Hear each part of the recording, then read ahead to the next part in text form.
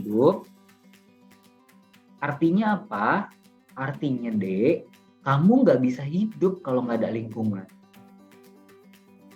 Ya, kamu nggak bisa hidup kalau nggak ada lingkungan. Kamu nggak bisa hidup kalau nggak ada makhluk hidup. Dan kamu nggak bisa hidup kalau nggak ada lingkungan. Ini dulu deh, nggak usah makhluk hidupnya dulu.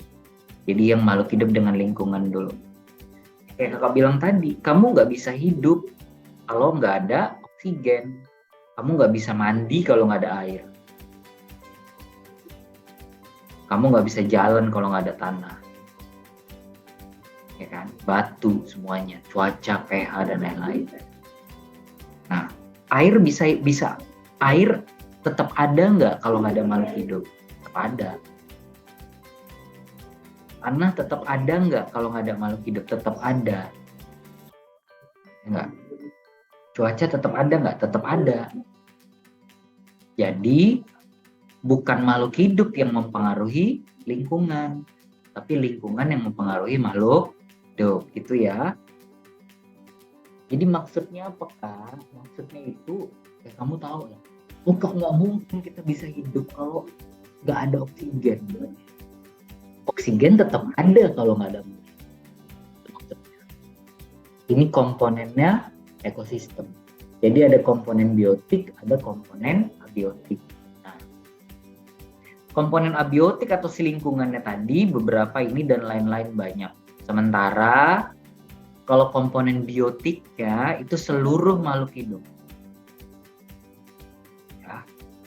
Nah ini pelajaran SD nih, balik ya kan. Saya ingat nggak kata guru SD dulu? Komponen biotik.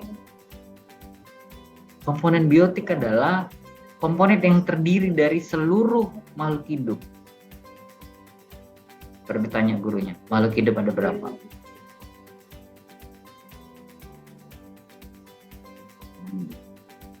Pasti banyak yang salah ini kalau kakak. Makhluk hidup ada berapa? Makhluk hidup ada berapa ya makhluk hidup? Makhluk hidup di dalam komponen ekosistem ya. Jangan bukan singa, harimau, bukan gitu ya dia.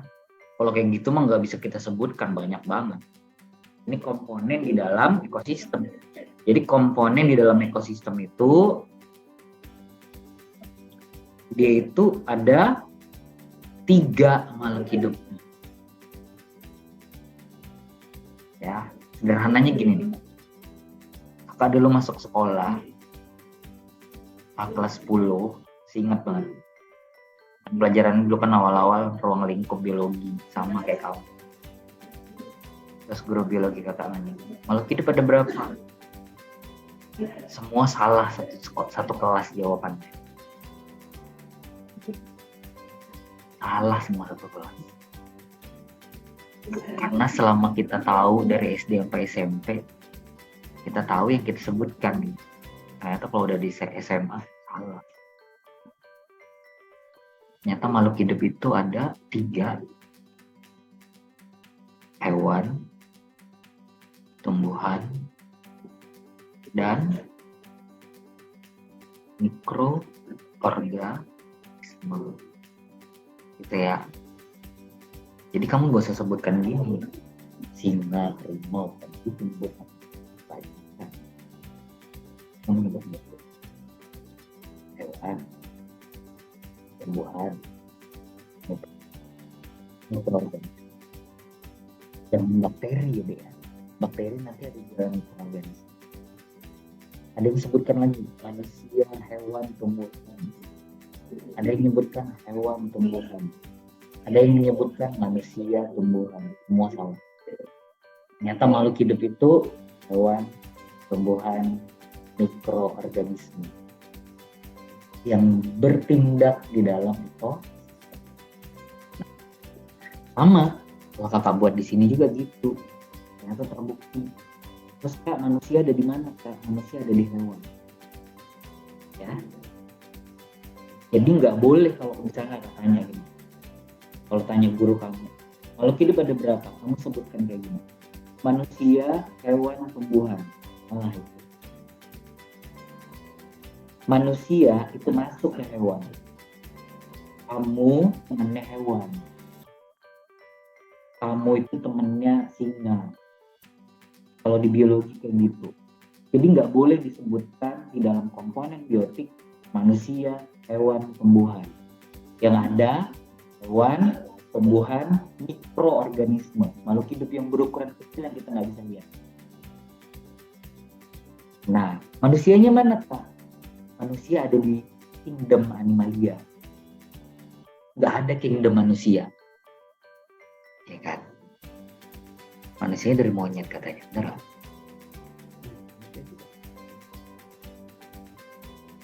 Pasti kamu marah. Pelajaran kelas 12. Kalau kamu masuk IPA di kelas 12, nanti kamu belajar evolusi. Manusia berkerabat dekat dengan gorila. Manusia berkerabat dekat dengan kera. Monyet berkerabat dekat, bersaudara. Ya kan? Makanya manusia masuk ke hewan. Nah, jadi kalau ada hewan, sayangi hewan deh, karena itu saudara kita. Ntar ada semut diinjek semut. Itu saudara kamu. Jadi di sini, kita lanjut ya. Ada, nah kalau di komponen di sini nanti dia buatnya gini, produsen. Nah itu. Kemudian konsumen gitu ya. Ayo satu lagi apa komponennya? Produsen. Produsen siapa, Kak? Produsen semua tumbuhan namanya produsen. Konsumen siapa? Semua hewan namanya konsumen. Nanti konsumen dibagi-bagi. Satu lagi yang Kakak bilang tadi, mikroorganisme. Di sini bukan mikroorganisme namanya. Di sini namanya decomposer. Pengurai. Bisa dilihat nggak decomposer? Nggak bisa. Kamu bisa melihat decomposer pakai mikroskop. Siapa decomposer? Mikroba, bakteri, dan jamur. Nah, siapa nih, Kak? Bakteri dan jamur. Bukan jamur crispy ya. Bukan jamur di pizza, bukan. Jamurnya mikroba. Tidak bisa dilihat, tapi bertindak sebagai decomposer. Karena berfungsi sebagai dekomposisi. Dan semua makhluk hidup membutuhkan decomposer. Kalau nggak ada decomposer, maka semua yang mati nggak akan jadi tanah. Ya. Ini bahaya kalau ada mayat-mayat di mana-mana ya. Nah, makanya dikubur tuh mayatnya. Biar supaya apa? Diuraikan kembali ke tanah. Siapa yang menguraikan? Bakteri dan jamur yang bertindak sebagai dekomposer, pengurai bangkai, pengurai makhluk hidup yang udah mati. Ini namanya komponen bio. Ada nggak selain ini? Nggak ada. Tapi nanti ada tambahan. Ya, pokoknya komponen biotik yang tadi Kakak bilang. Tumbuhan, hewan, mikroorganisme. Itu kalau ditanya jenis makhluk hidup. Kalau ditanya komponen biotik, produsen, konsumen, decomposer. Kenapa harus disebutkan seperti ini? Karena komponen biotik saling berinteraksi. Gitu, ya kan? Nah, komponen biotiknya saling berinteraksi. Di mana terjadi interaksinya? Interaksi mereka bertiga ini terjadi di lingkungan. Kalau nggak ada lingkungan, interaksi produsen, konsumen, dan decomposer tidak terjadi. Artinya lingkungan akan mempengaruhi makhluk hidupnya. Nggak mungkin kita terbang ya nggak? Kecuali kamu ke mana? Bulan sana. Nggak nginjek tanah ya. Berarti nggak ada pengaruhnya tanah itu di sana. Daratan kan gitu. Kalau di sini kan kamu nginjek tanah ya kan? Disitulah terjadi interaksi antar komponen biotik. Nah, harus disebutkan gini Kak, iya disebutkan gini deh, produsen, konsumen, dekomposer. Karena interaksi mereka di dalam lingkungan tadi akan membuat suatu rantai makanan. Nah, gitu kan? Nah, baru masuk di rantai makanannya.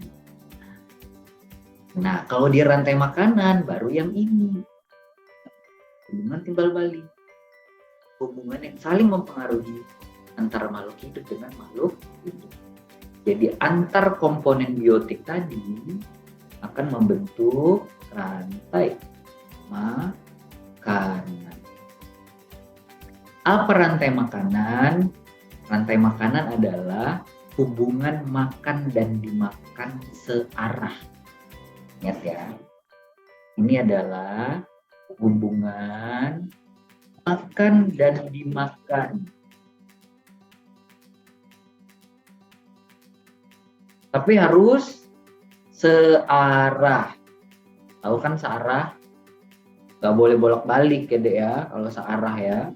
Nah, kita buat tadi ya komponen biotiknya. Komponen biotiknya apa tadi? Produsen. Disingkat P. Dia adalah tumbuhan. Semua tumbuhan. Semua tumbuhan ya dek. Tumbuhan yang bisa kamu lihat atau yang nggak bisa kamu lihat. Ada tumbuhan yang nggak bisa kamu lihat. Tahu tumbuhan yang nggak bisa kamu lihat? Tumbuhan apa yang nggak bisa kamu lihat? Coba deh bayangin. Tumbuhan yang nggak bisa kamu lihat namanya fitoplankton.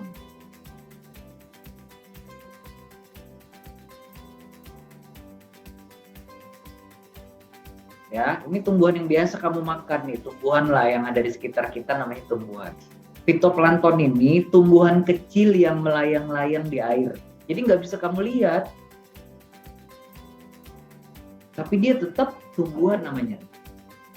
Kingdomnya protista. Kan kakak ajarin kan? Protista namanya. Alga. Nah, ini alga namanya D. Kemudian konsumen. Itu kan tadi komponennya disingkat K. Konsumen nanti dibagi-bagi. Ada K tingkat 1, ada K tingkat 2, ada K tingkat 3, dan seterusnya. Kalau K tingkat 1 berarti yang makan tumbuhan. Konsumen primer, konsumen sekunder, konsumen tersier. Udah, kalau dia K1 berarti pemakan tumbuhan. Pemakan tumbuhan apa namanya?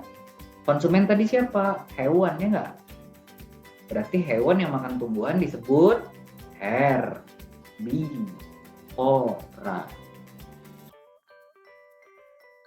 K2 pemakan K1, K3 pemakan K2, dan seterusnya.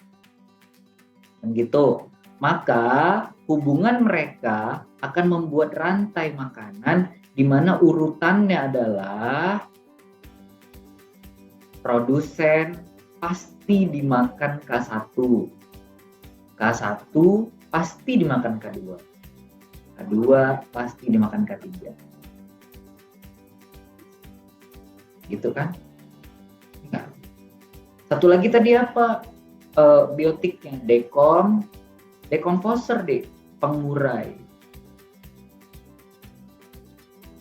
makhluk hidup yang udah mati kan gitu. Nah, jadi dia menghancurkan makhluk hidup yang sudah mati. Makhluk hidupnya itu yang mana Kak? Bisa hewan, bisa tumbuhan ya. Makhluk hidup yang sudah mati. Terus kalau di dalam rantai makanan kita harus letakkannya di mana? Gak usah diletakkan di mana-mana. Biar aja di rantai makanannya begini, ya enggak? Jadi produsennya jangan ditaruh di ujung. Ya enggak? Jadi kalau kamu dulu SD diajarin guru kamu gini, produsen dimakan K1, K1 dimakan K2, K2 dimakan K3, K3 dimakan decomposer. Salah nih. Ya kan? Jadi kalau ditanya, lah kan komponen biotiknya ada 3, produsen, konsumen, decomposer. Di sini udah ada produsen, bener. Di sini udah ada konsumen, bener. Nah, decomposernya di mana? Misalkan nih ditanya kayak gitu, jawab aja. Ada, tapi nggak usah ditulis. Kenapa? Kalau lo mau nulis decomposer gitu, kalau pinter biologi pasti bisa nih ya. Kalau kamu mau nulis decomposer, tulis aja semua. Ya enggak? Mau tulis nih semua nih. Ya. Paham kan maksud kakak? Artinya apa? Semua makhluk hidup bisa mati. Jadi nggak cuma makhluk hidup yang ujung yang mati. Kan? Jadi kalau kamu mau nulis decomposer, tulis aja semua. Di produsen boleh, di konsumen 1 boleh, konsumen 2 juga boleh. Nah, gitu deh ya. Baru kita buat contohnya. Ya, contoh dari SD sampai SMA. Kan, ingat banget kakak dulu nih, masih SD. Sampai SMA contohnya begini mulu ya. Padi ya, dimakan. Padi dimakan. Tikus dimakan ular dimakan elang. Itu ya. Ini kan, ini kan umum ya. Kalau mau ganti juga boleh dah. Wortel dimakan kelinci. Kelinci dimakan siapa? Anjing. Anjing dimakan harimau. Boleh, ya kan? Tapi harus logis ya, kalau buat rantai makanan ya. Harus logis. Misalnya kamu buat apa nih, misalnya wortel. Kayak kakak tadi kan, dimakan kelinci. Kelinci dimakan anjing hutan, Kak. Anjing hutan ketemu leopard, macan, atau singa, dimakan makannya.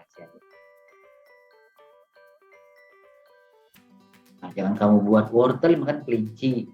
Kelinci dimakan anjing.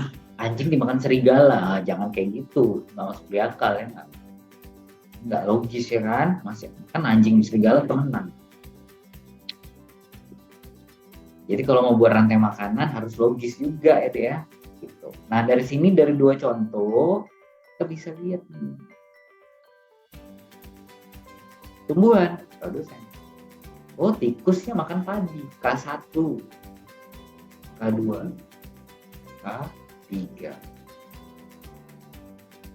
Wortel, produsen.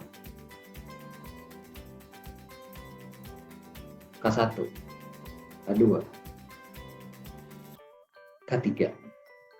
Atau kakak buat lagi. Wortel dimakan kelinci. Kelinci,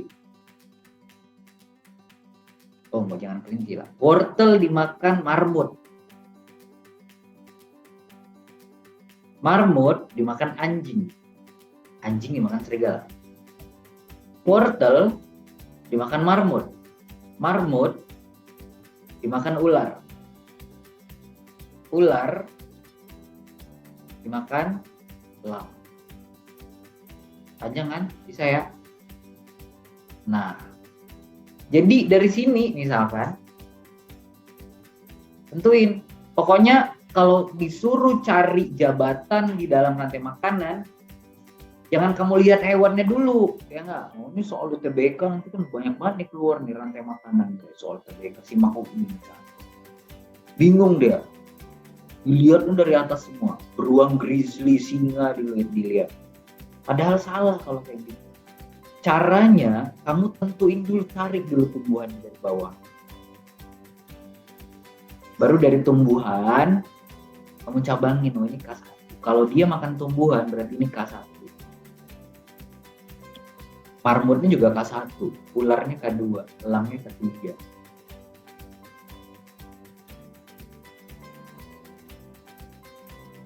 Elang dimakan apa lagi? Kok nggak ada ya? Ini K3.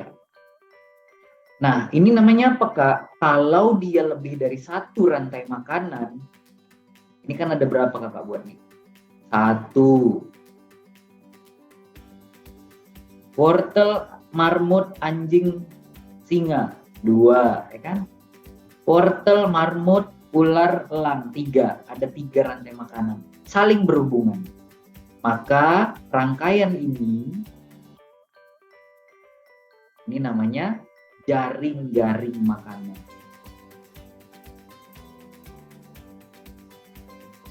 Nah, itu ya. Jadi kalau rantai makanan, dia itu harus searah dan satu doang. Tapi kalau jaring-jaring makanan, kumpulan beberapa rantai makanan yang saling berhubungan. Harus saling berhubungan ya. Kalau nggak saling berhubungan, itu namanya bukan rantai makanan. Paham kan? Nah, jadi setiap ada rantai makanan atau jaring-jaring makanan, pasti ada faktor komponen biotik.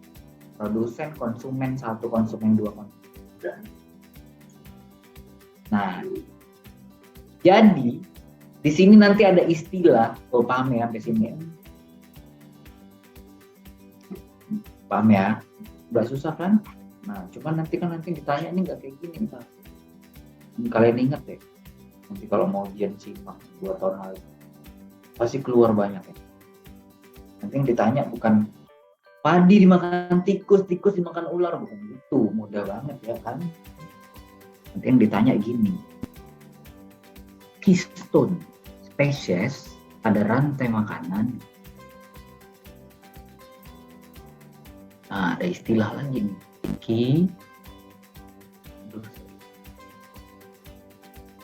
keystone spesies. Nah, belum pernah dengar kan? Ini dia soal PTN-nya. Ini namanya spesies kunci deh. Ini spesies kunci dalam rantai makanan.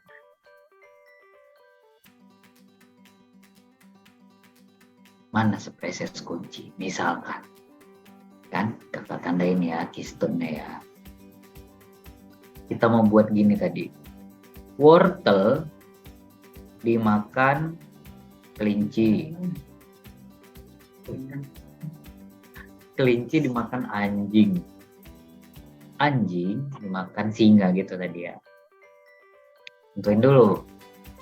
Oh, ini berarti produsen K1, K2, K3. Keystone pasti K3. Kalau ada K4, Kak, ya K4. Jadi keystone itu apa? Keystone itu adalah konsumen puncak. Konsumen terakhir. Atau puncak. Ya, Dek. Ya. Puncak ya, Dek. Nah, kalau di sini berarti keystone yang mana? Singa. Namanya keystone. Paham ya? Jadi kalau ada rantai makanan, Dek, ditanya keystone, cari enggak rantai makanan nanti. Kalau ada soal jaring-jaring makanan, banyak banget jaring-jaring makanannya. Kamu disuruh tentuin keystone-nya yang mana. Kamu cari konsumennya paling tinggi. Gitu ya. Ada konsumen 5, misalnya konsumen 6. Yaitu paling tinggi, pokoknya paling tinggi dari satu rantai makanan, berarti itu keystone namanya. Nah, kalau di sini singa kita buat.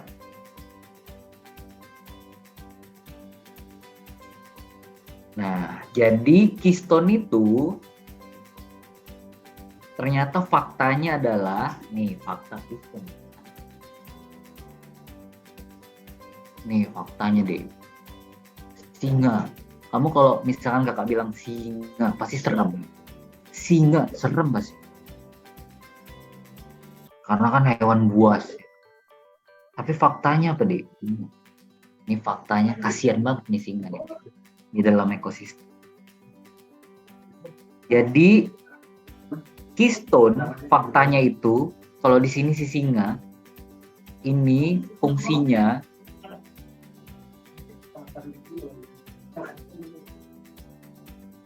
menjaga keseimbangan. Ini ya fungsinya deh, menjaga keseimbangan ekosistem. Nih, ini fungsinya dia nih, satu. Yang kedua, jumlahnya pasti paling kecil, paling dikit di ekosistem itu. Nah, jangan dikit ya, kecil gitu ya, sedikit lah ya. Nggak pernah singa lebih banyak dari anjing. Ya enggak, jumlahnya pasti paling sedikit deh. Yang ketiga, dia mendapatkan energi paling sedikit di dalam rantai makanan karena dia sisa energi. Nih, kasihan kan singanya. Contoh kakak buat ya, ini ya. Kita buat jaring-jaring makanan. Biar kamu tahu nih fakta tentang si keystone. Kenapa dia hebat banget. Rumput. Rumput dimakan kelinci. Ya, kelinci makan rumput ya lah misalkan ya. Kelinci dimakan, kelinci namanya ya.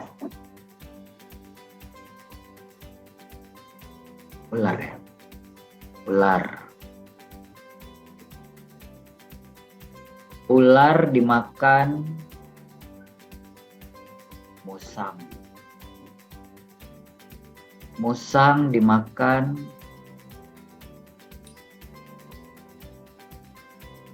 singa. Nah, satu ya kan. Rumput dimakan, makan siapa ini yang kedua ya? Zebra. Zebra dimakan singa. Rumput dimakan kambing. Jangan kambing, rusa. Tuh kan. Rusa dimakan hyena. Hyena dimakan singa, misal ya. Nggak berani juga sebenarnya di singa sama hyena. Ya, tapi kita buat aja gini ya kan. Kamu disuruh nentuin nih, keystone-nya yang mana ya, gitu kan. Nah, caranya gimana tadi kakak bilang? Oh, keystone. Keystone itu konsumen terakhir. Berarti caranya, tentuin dulu produsennya. Oh, ini rumput nih produsen. Kita buat satu-satu ya. Ini K1, K2, K3, K4 nih. Dari situ. Rumput zebra, K1. Oh, kalau dari zebra, singanya K2. Rumput rusa, K1, hyena K2, zebranya K3. Maka keystone-nya dapat. Singa keystone-nya sebagai K4. Konsumen tingkat 4. Misalkan singa ada yang makan lagi. Ingat deh. Misalkan singa ada yang makan, berarti yang makan singa berarti keystone. Nah, Kak enak banget dong Kak singanya. Makanannya banyak gitu kan kalau kita mikir kan ya. Dia bisa makan musang, dia bisa makan zebra, dia bisa makan hyena, Kak. Bisa makan rusa juga dia. Bayangin aja bisa makan rusa nih. Ya. Enak dong Kak singa. Tapi faktanya kan nggak gitu. Kalau di padang rumput atau kalau di hutan. Faktanya apa? Dia itu sebagai penjaga ekosistemnya. Dan jumlahnya harus paling dikit. Itu faktanya keystone. Jadi singa jumlahnya nggak boleh lebih banyak dari musang. Singa nggak boleh lebih banyak jumlahnya dari zebra. Singa nggak boleh lebih banyak dari rusa. Atau singa nggak boleh lebih banyak dari hyena. Konsumen di bawahnya. Bahaya banget kalau sistem jumlahnya banyak. Maka ekosistemnya hancur. Atau hancur. Nggak ada lagi di situ rantai makanan. Dimusnahin sama singa. Mau bayangin aja kalau singa lebih banyak dari musang. Ya musangnya habis. Nih kalau musangnya habis gimana ceritanya? Ularnya meningkat. Ya. Ular meningkat, kelincinya habis deh. Kelincinya habis. Nah, misalkan ya, ini rantai makanan yang satu, kita buat dulu. Kalau singanya lebih banyak. Kalau singa lebih banyak dari musang misalnya. Apa jadi? Kan tadi kan rumput, kelinci harus lebih banyak dari ular ya. Ular harus lebih banyak dari, nah ini kan normalnya gini nih. Rumput harus lebih banyak dari kelinci. Kelinci harus lebih banyak dari ular. Ular harus lebih banyak dari musang. Musang harus lebih banyak dari singa. Ini normalnya di dalam rantai makanan. Yang terbanyak siapa? Harus produsen. Yang terdikit siapa? Harus singa. Nah, sekarang kita balikin. Apa yang terjadi kalau singa lebih banyak dari musang? Lihat, berantakan ya. Kalau singa lebih banyak dari musang, berantakan yang pertama. 1, ular habis. Dimakan musang, ya enggak? Sorry. Ular habis. Musangnya habis. Musang habis. Musnah musangnya dimakan singa habis. Putus nggak tuh rantai makanannya? Putus kan? Kalau musang habis, ularnya meningkat. Merajalela ularnya. Kalau ular meningkat, kelinci habis. Dimakanin ular yang banyak. Kalau kelinci habis, apa yang terjadi? Pasti ularnya habis. Paham nggak maksud kakak? Deh. Kalau ularnya habis, musangnya habis, ularnya meningkat, kelincinya habis, ularnya pasti habis. Kan nggak ada lagi kelincinya dimakannya, ya kan? Dimakan semua ularnya sama musang. Sama si kelinci. Ularnya, kelincinya dimakan semua sama ular. Kelincinya habis. Terus makanan ularnya mana? Ada kan? Ya kelincinya juga habis nanti. Ularnya juga habis ntar. Ada lagi nggak rantai makanannya? Nggak ada lah. Nggak ada lagi rantai makanan di atas. Nggak ada rantai makanan di atas. Makanya singa nggak boleh paling banyak. Dan singa harus menjaga keseimbangan ekosistem. Nah, itu namanya keystone deh, spesies kunci. Kunci itu maksudnya tahu kan? Dia yang mengontrol ekosistem. Kalau musangnya ada 10 misalnya, ya. Kalau musangnya ada 10, nih singanya ada 5 deh. Misal ya, kan harus lebih dikit kan. Nih zebra, ini ada 10 deh. Rusa juga ada 10 misalnya. Ini kan singa ada 5. Singa ini dia makan musang dulu deh. Tapi nggak semua dihabisin sama dia. Nggak semua dihabisin singa. Jadi kalau musangnya ada 10, disisain sama singanya nanti jadi 4. Dimakan 6. Kalau nanti udah 4 si musangnya, udah dek, baik banget singanya dek. Dibiarin aja musangnya dek. Mau lewat di depan dia nggak akan makan tuh. Walaupun dia lapar. Pinter kan dia? Pinter lah. Kak, kan musangnya lewat di depan singa, singanya lagi lapar, nggak dikejar, enggak. Karena mereka namanya insting, tahu dia instingnya. Karena populasi musang lagi sedikit, dan dia nggak boleh habisin. Nah, jadi cara yang kedua adalah dicari zebra deh. Nah, zebra nih dicarinya. Dia kan tadi nggak boleh makan musang. Jadi zebra ada 10, disisain jadi 5. Dimakannya 5. Jadi kalau dia kepengen zebra,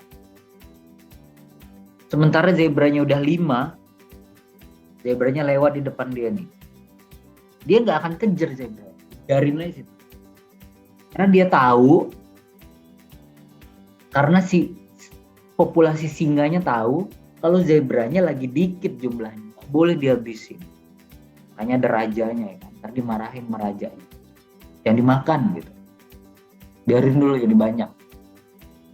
Nah sekarang gantian dia, nyari rusa berarti yang ketiga. Rusanya ada 10 nih. Karena lapar banget, sisain 3. Diambil 7. Kalau ada rusa lewat lagi di depan singa-singa itu, nggak akan dimakan rusa. Dibiarkan dulu bereproduksi. Jadi kalau rusanya tinggal 3, nanti musangnya naik lagi. Kan musangnya udah beranak lagi ya. Populasi udah tinggi lagi. Jadi ganti-gantian dimakan, diturunin, dimakan, diturunin, dimakan itu. Oke, ya itu namanya keystone ya. Jadi keystone itu predator puncak. Nah, ini adalah hubungan dari faktor biotik. Ya, yang ada produsen, konsumen, dekomposernya. Nah, kemudian ekosistem juga akan membuat aksi interaksi atau interaksi antar populasi, interaksi antar individu atau populasi. Sampai sini paham ya?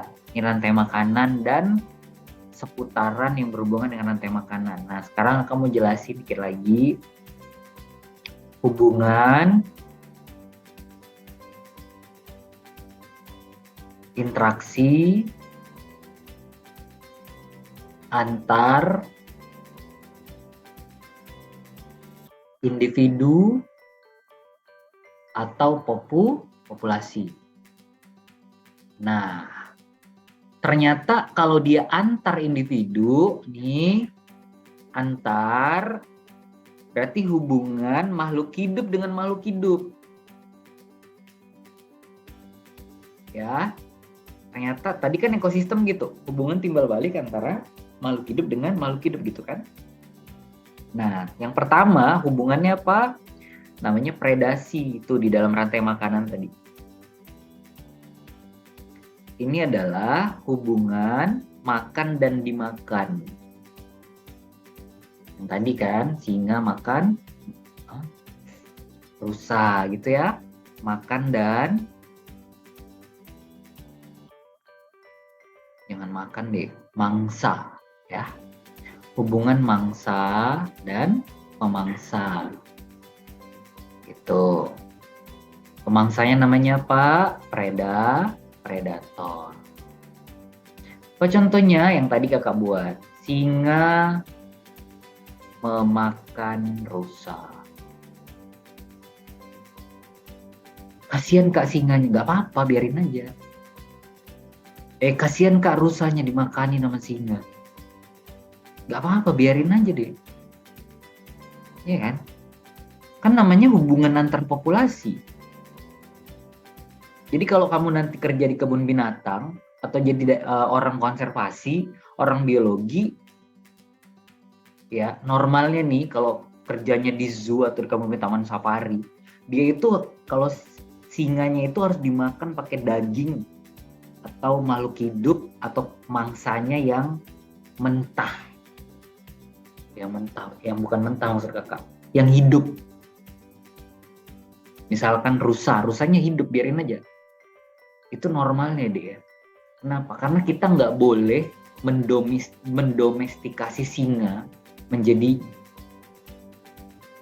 bukan nalurinya. Nah, jadi kan biasanya kan kalau misalnya kita lihat di mana ya, National Geographic, Animal Planet gitu kan, atau di TikTok gitu kan, singanya nanti di shoot lagi makan rusa, komodo lagi makan rusa lagi hamil, kan gitu ya. Kasian kan ya ngelihatnya. Tapi nggak apa-apa, biarin aja. Itu namanya predasi, emang gitu hubungannya. Nah, misalkan nih komodo makan rusa, nah, misalkan rusanya lagi hamil lagi kak, kasihan banget kak ngelihatnya, nggak usah nggak lihat. Kan emang kayak gitu, itu namanya instingnya. Nah, jadi kenapa harus dimakan? Supaya populasi rusanya tidak banyak. Jadi harus dimakan. Dan itu namanya predasi. Sah di dalam ekosistem. Ya kan? Kan sama aja kalau misalnya kakak bilang, kamu nggak boleh dong makan ayam. Kasian dong ayamnya. Kamu makanin mulu. Di McD, di KFC. Berarti tiap hari dibunuhin dong ayamnya. Untuk makanan kamu, junk food itu. Sama aja kan? Emang kita bisa suruh dilarang makan ayam? Enggak kan? Berarti enggak, singa juga biarin aja makan rusa. Karena itu namanya predasi. Hubungan mangsa dan pemangsa. Nah, yang kedua namanya adalah kompetisi. Persaingan. Nah, kompetisinya ada dua. Ada intra, spesifik, intra ya dek. Satu lagi inter, spesifik. Kalau intra ini adalah persaingan makhluk hidup sejenis, harus sejenis. Kalau inter, persaingan makhluk hidup yang beda jenis. Jenisnya beda. Beda jenis. Mudah ya, misalkan singa A dan singa B berantem. Sejenis, sama-sama singa. Misalkan singa dan harimau berantem, inter. Nah, ini di soal SIMAK UI 2 tahun yang lalu keluar gini. Interaksi antar beraneka ragam rumput di dalam taman merupakan interaksi apa? Beraneka ragam rumput. Beda ya, beraneka ragam dengan variasi ya. Kalau beraneka ragam berarti rumputnya bermacam-macam. Nah, berarti dia interspesifik, beraneka ragam. Kan Kak sama-sama rumput, Kak. Tapi rumputnya jenisnya beda-beda. Kalau dia beraneka ragam, berarti jenisnya banyak. Ada rumput gajah, ada rumput teki, ada rumput genjer, ada rumput apa lagi. Ya banyak lah ya, pokoknya beraneka ragam. Nah, kemudian yang ketiga adalah simbiosis. Nah, hubungan dua makhluk hidup yang saling mempengaruhi. Hubungan dua makhluk hidup yang saling mempengaruhi, yaitu satu untung, mutualisme. Satu untung, satu netral, komensalisme. Kemudian satu untung, satu rugi, parasitisme. Gitu kan, bisa buat contoh ya. Ya, anggrek sama kupu-kupu gitu ya. Mawar dengan komensalisme, anemon dengan remora gitu kan. Dengan remora dan anemon misalnya. Parasit kutu di kepala kamu gitu dan kepala manusia. Nah, kutunya ngisap darah ya kan, Dek. Nah, ini namanya hubungan interaksi antar individu di dalam populasi. Ada satu lagi antibiosis, cuma gak usah Kakak jelasin deh. Jadi ada predasi, ada kompetisi, ada simbiosis. Nah, yang ini interspesifik ini makhluk hidup sejenis ternyata bisa berkompetisi dengan syarat kebutuhannya harus sama. Kalau kebutuhannya beda nggak usah berantem, ya nggak? Kebutuhannya harus sama dan jumlahnya terbatas.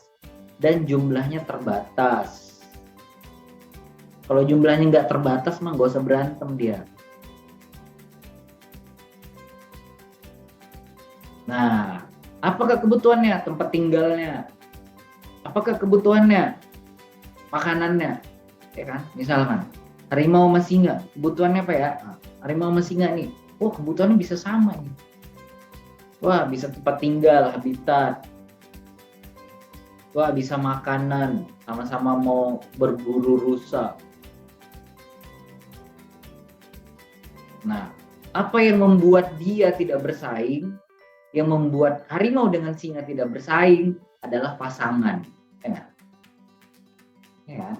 Singa ya kawinnya sama singa, harimau kawinnya sama harimau. Jadi pasangan yang enggak membuat mereka untuk bersaing biasanya gitu. Nah, biasanya habitat yang paling mendominasi terjadi persaingan dan makanan nih biasanya. Dan jumlahnya terbatas ya.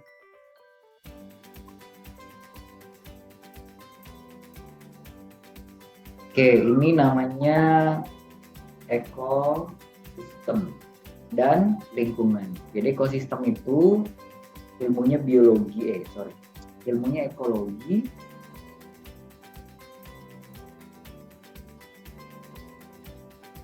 Dan ingat komponennya, produsen, konsumen, dekomposer. Dekomposer siapa? Bakteri dan jamur. Jadi bakteri dan jamur pengurai ya, itu ya. Kalau jamur di makanan mah bukan dekomposer namanya. Itu jamur dimakan ya. Nah, ini jamurnya yang mana Kak? Jamur pengurai, jamur fermentasi.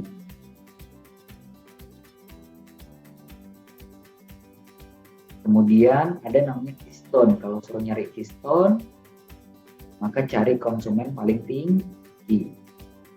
Apa fungsi keystone? Menjaga keseimbangan ekosistem.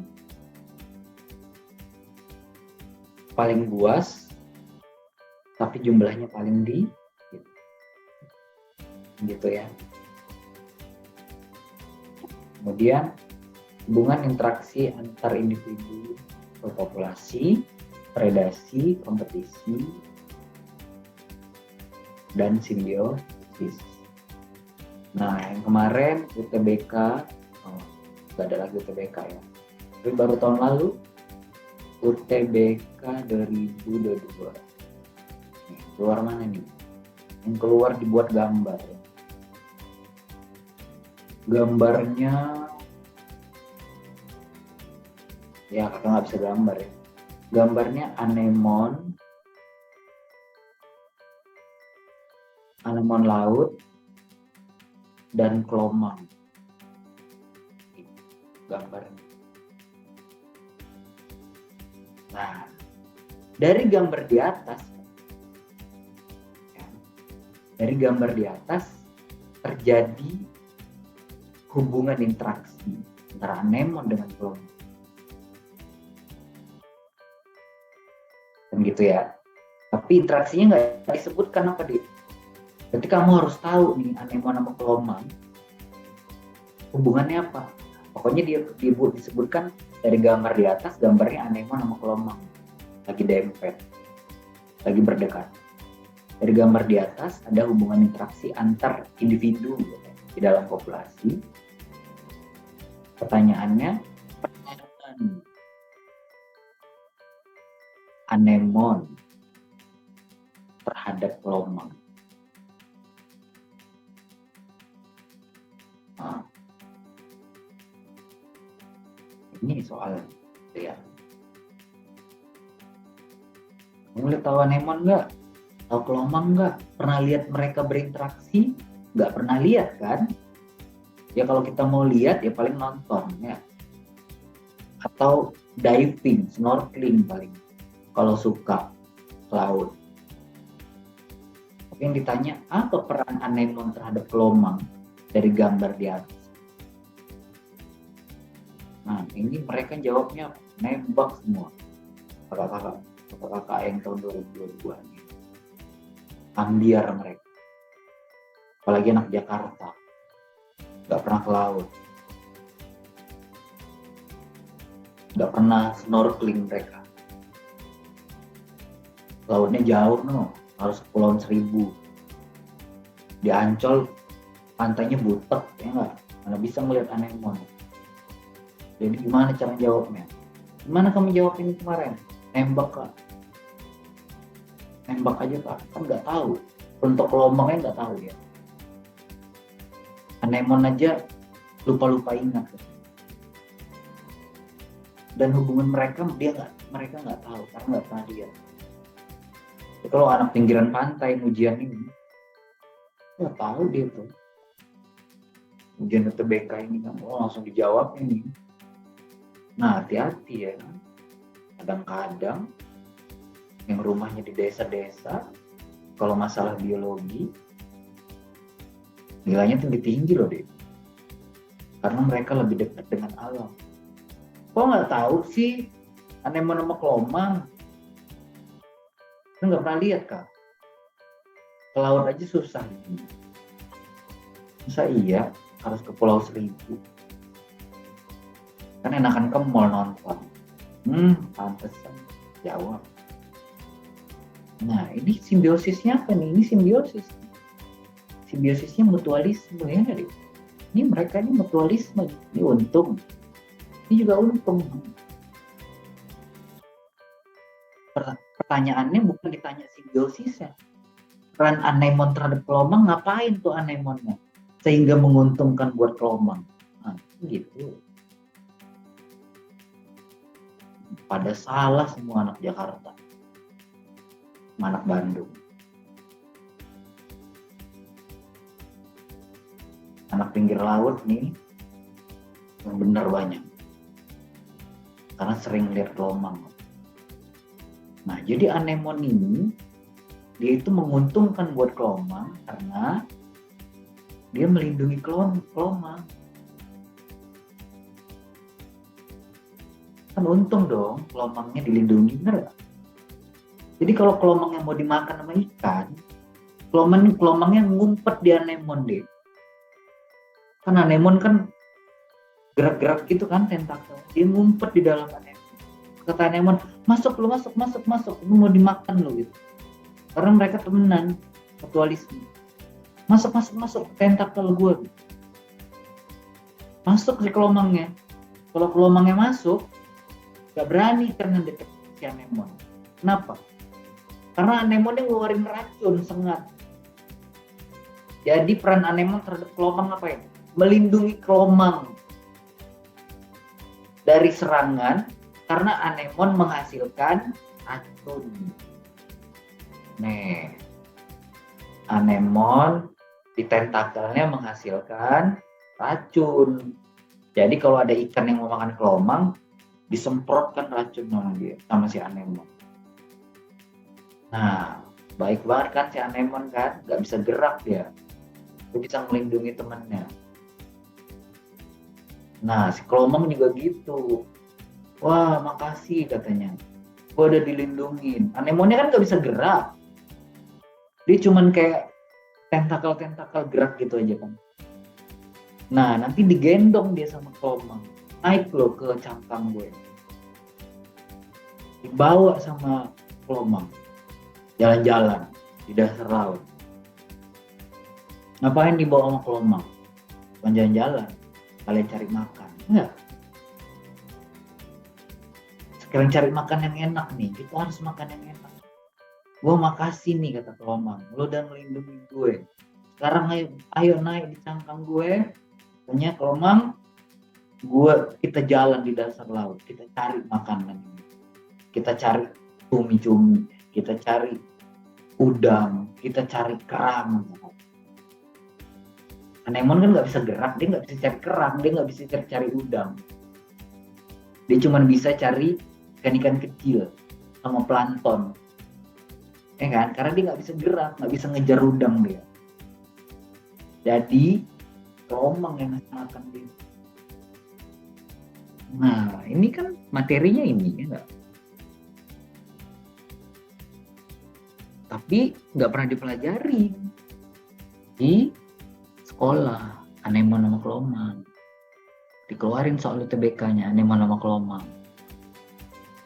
Persentasenya di soal ini, anak Jakarta banyak yang salah. Kenapa salah?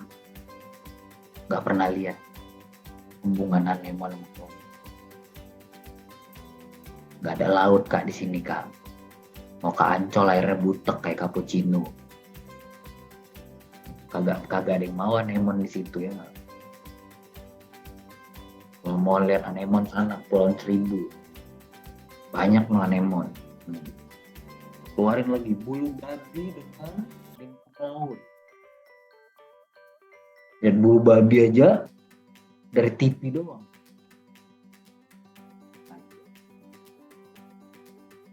Kalau aslinya pernah megang nggak?